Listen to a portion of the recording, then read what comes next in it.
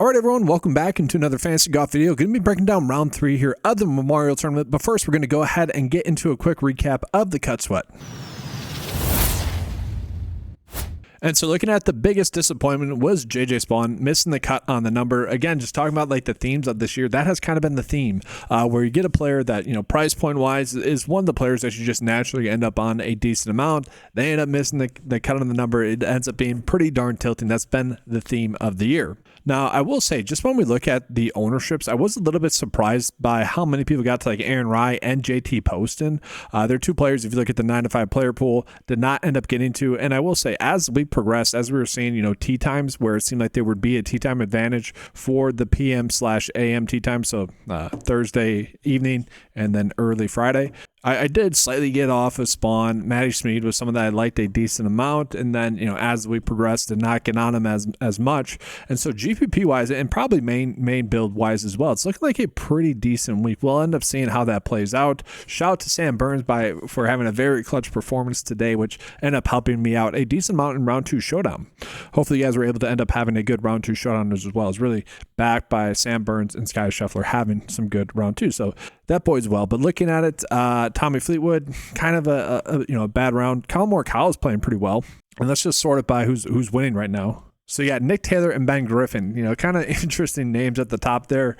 Nick Taylor's been someone that's been struggling a lot recently. Obviously won on the PGA Tour already this season. Same thing with Ben Griffin, 2-time winner. Akshay is a little bit random as well. And so when we're looking at this, even though Scotty's 3 behind, it kind of seems like it's his to lose. And so when we're looking at like Showdown picks, we're probably still being on him. But I will say his under 4.5 birdies or better props wise is one of the better prop bets that we're looking at just across the board. Again, it seems like he's always just been like really propped up, pun intended, a little bit too much this season, and we've been able to benefit from that a decent amount. So probably don't mind that, but let's just go ahead and take a quick peek at the betting odds. And so, yeah, actually, when we're looking at the betting odds, that's what we are seeing here as well. Vegas still has Scotty as the favorite to win, as I probably would as well. We'll see what the data is telling us there. But then it is Ben Griffin, Nick Taylor, Akshay, Collin Morikawa. Okay, so maybe him, Xander. Okay, he's playing better. But just interesting there, the type of bets we're getting. So it probably does seem like it's Scotty or the field. I will say, I probably wouldn't do any other bet or any live bet. Maybe Collin Morikawa, who is someone that, this week, if we scroll up here, was considered a good outright bet. We had actually a bunch of golfers that were considered good outright bets this week. I did not personally get to Collin Morikawa, but again, if you just bet on all the good outright bets thus far this year, you are up like 54 units or something like that. So it's been pretty good there. So I'll be a little tilted to see Collin Morikawa potentially win this week. But that'd be maybe the only live bet I would think about getting to if you're going to do a live bet. And so with that, let's just go ahead and take a peek at the top Showdown plays. And it is going to be, for round 3, it is going to be Scotty, Xander, Ben Griffin, interesting. Collin Morikawa, Corey Connors still popping up in there. He's someone that had an interesting round. I'm a little bit bummed out to see Seb Straka not up there. So I mentioned I had a pretty good round 2 Showdown slate. Had Seb Straka, 1, just turned his double bogeys into bogeys, it would have been, I probably would have won. But 3 double bogeys and shooting +1, I mean, that's pretty good there as well. But tilting there, I mean, 3 doubles in a round and shooting +1, it's just, I'm happy he made the cut. I'm happy he's, playing well and whatnot. But geez, like it just take a couple of shots away. Obviously, you could always do that, but man, that's tilting there. +6. Geez. But I'm a little bit bummed that he's not popping up as a good Showdown pick. So interesting there. And I did just want to take a quick peek at the win rank just to see what the 9-to-5 data is telling us. So Xander, the 9-to-5 data has Xander as the 3rd most likely to win.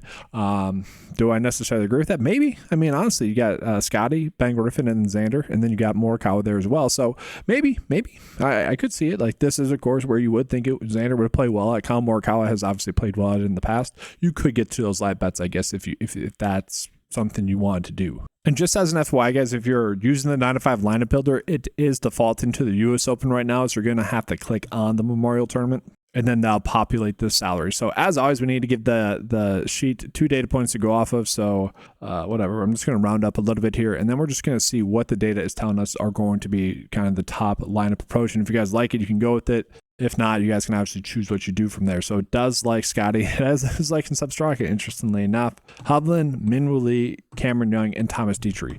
I think it would be okay with that. We are actually seeing Sky Scheffler's price come down a little bit, which actually does make him a little bit more easy to get into some builds. So I don't mind that. I think that's a fine route to go there. I will say I don't necessarily love the fact that we're getting 90% Cameron Young or Min-Woo Lee. Obviously, that's not something I'm going to do. I'd probably, typically what I do is max 30% exposure, 3 unique players. I'll probably do that.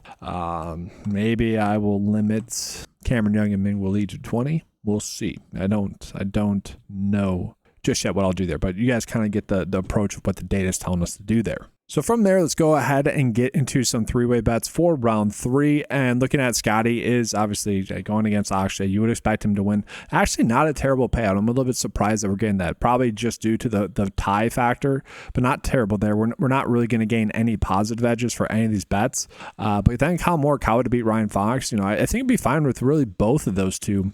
But from there, I'm not sure I would necessarily need to go with any other bets other than that for three-way bets. And then real quickly, we jump into some head-to-head bets. And again, I'm just going to stick with kind of the standard sports books that people are typically betting on. FanDuel, BetMGM, DraftKings. And in terms of like a good bet, Min-Woo Lee to beat Sam Stevens, minus 115 there. You guys saw the projection data. I already liked him, so that'd be fine. I'd be fine with that. Ryan Fox to beat Jacob Benjamin, minus 110 there. I'd be fine with that as well. Seb Straka to beat Siwoo Kim, minus 115. Those are actually all pretty darn good bets, so I think those are fine to start. And then really my biggest takeaway from this week thus far is I didn't know what to do with someone like Russell Henley. So you guys will notice I've been on like Russell Henley a decent amount, but I don't think I ended up with him in the 9-to-5 player pool here for myself in terms of what I was recommending, and I did not. And it's just because he's been someone you can't really trust. And the interesting thing to me is he back?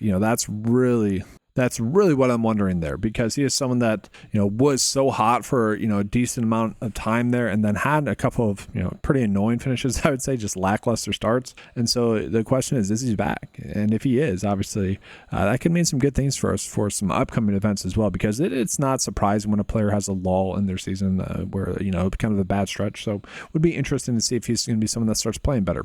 But now, guys, let's go ahead and get into the top prop bets for round 3.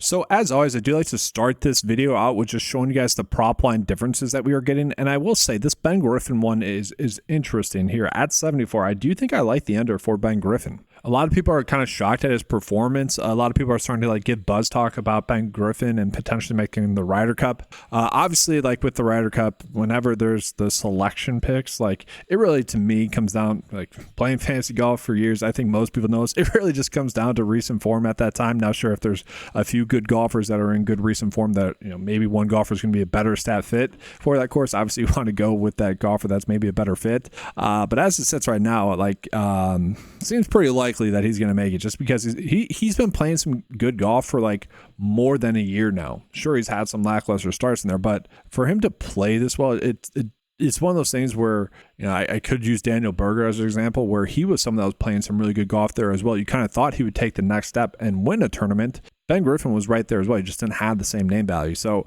I feel like the point that I'm kind of getting at for this, for prop betting purposes is I feel like he's getting disrespected here for the caliber of player that he is. 74, that seems to be a little bit too high.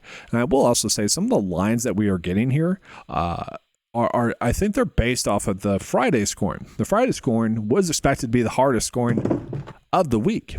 And so we look at Saturday, it should be a little bit easier scoring. And so I think him for under 74, I do like. Probably has a decent chance to be a push, but that's a surprising line to me. Let me go ahead and take a peek at some of the edges that we are getting. Jordan Spieth for under 3.5 birdies or better, I'm fine with. Scotty to get under 4 birdies or better. So it is worth calling out on betr. This is a site, obviously, I've talked about a decent amount. You guys kind of know it by now. Typically speaking, I like betting on them. If you're doing a 5 or 6 slip bet, they pay out a little bit better for those slips. They did have Sky Scheffler at 4.5 birdies or better, which I was happy to bet the under on at that point. But now we are seeing the lines kind of come together a little bit more. But really what we're seeing for the whole slate is that all the lines are all pretty high in terms of scoring. And I'm a little bit shocked by that. And so I don't mind maybe targeting some of the better golfers to at least shoot even par. Now, the issue that we're going to see is that none of the data points are really telling us to do that. And so that's kind of the issue that we have. If you want to go with someone like Nick Taylor to hit 8 fairways, I could get behind that. that'd probably be it. Nick Taylor to hit 8 fairways, and then probably just going with Jordan and Sky to get under the birdies or better. Maybe a little 3-slip bet there for prize picks purposes. Now that's going to do it for this video, guys. Appreciate you being here. If you guys would like access to any of the tools that you saw in this video, head on over to 9to5sports.com. Get access to all those tools for just $10 a month. If you guys have never played on PrizePicks, Underdog, or better, make sure to use the links in the description below. That's just a simple and easy way to help out the channel. If you guys want access to any of the tools, again, head on over any of the tools that you saw in this video, head on over to 9to5sports.com. Get access to those tools for $10 a month. Thank you for watching. Good luck. And as always, let's keep cashing.